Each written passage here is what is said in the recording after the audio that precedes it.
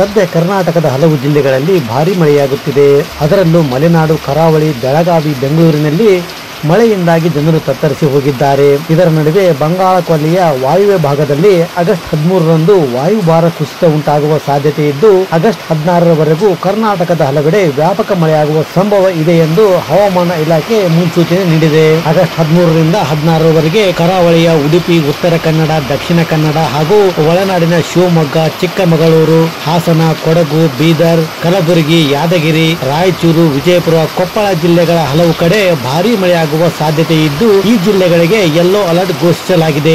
ಇನ್ನು ಆಗಸ್ಟ್ 16ರವರೆಗೂ ಬೆಳಗಾವಿ, ಧಾರವಾಡ, ಗದಗ ಮತ್ತು ಹಾವೇರಿ ಜಿಲ್ಲೆಗಳಲ್ಲಿ ಭಾರೀ ಮಳೆಯಾಗುವ ಸಾಧ್ಯತೆ ಇದೆ. ಬಾಗಲಕೋಟೆ, ಬೀದರ್, ಕಲಬುರಗಿ, ಕೊಪ್ಪಳ, ರಾಯಚೂರು, ವಿಜಯಪುರ ಮತ್ತು ಯಾದಗಿರಿ ಜಿಲ್ಲೆಗಳಲ್ಲಿ ಲಘು ಮಳೆಯಾಗುವ ಸಾಧ್ಯತೆ ಇದೆ. ದಕ್ಷಿಣ ಒಳನಾಡಿನ ಬಳ್ಳಾರಿ, ಬೆಂಗಳೂರು ಗ್ರಾಮಾಂತರ, ಬೆಂಗಳೂರು ನಗರ, ಚಾಮರಾಜನಗರ, ಚಿಕ್ಕಬಳ್ಳಾಪುರ, ಚಿಕ್ಕಮಗಳೂರು, ಚಿತ್ರದುರ್ಗ, ದಾವಣಗೆರೆ, ಹಾಸನ, ಕೊಡಗು, ಕೋಲಾರ, ಮಂಡ್ಯ, ಮೈಸೂರು, ರಾಮನಗರ, ಶಿವಮೊಗ್ಗ, ತುಮಕೂರು ಮತ್ತು ವಿಜಯನಗರ ಜಿಲ್ಲೆಗಳಲ್ಲಿ ಮಳೆಯಾಗುವ ಸಾಧ್ಯತೆ ಇದೆ. ಒಟ್ಟಿನಲ್ಲಿ ರಾಜ್ಯದ ಬಹುತೇಕ ಭಾಗಗಳಲ್ಲಿ ಮಳೆಯ ಆರ್ಭಟ ಜೋರಾಗಿರಲಿದೆ. ಫ್ರೆಂಡ್ಸ್, ಮಳೆ ಈ ಮಾಹಿತಿ ಇಷ್ಟ ಆದ್ರೆ ಲೈಕ್ ಮಾಡಿ, ಶೇರ್ ಮಾಡಿ ಹಾಗೂ ತಪ್ಪದೆ ನಮ್ಮ ಚಾನಲ್ ಸಬ್ಸ್ಕ್ರೈಬ್ ಮಾಡಿ.